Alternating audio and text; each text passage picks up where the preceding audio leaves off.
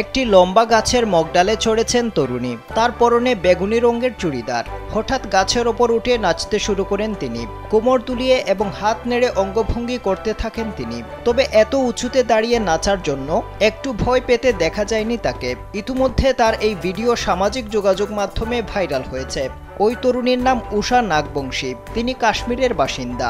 অদ্ভুত কায়দায় নেচে সামাজিক মাধ্যমে জনপ্রিয়তা পেয়েছেন তিনি।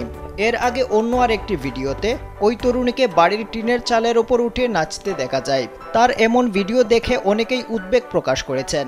একজন ইন্টারনেট ব্যবহারকারী লিখেছেন, ভিডিও দেখার সময় উদ্বেগ বাড়ছিল, পড়ে গেলে বড় বিপদ হতে পারত। তবে তরুণীর সাহস থেকে তার প্রশংসাও করেছেন অনেকেই।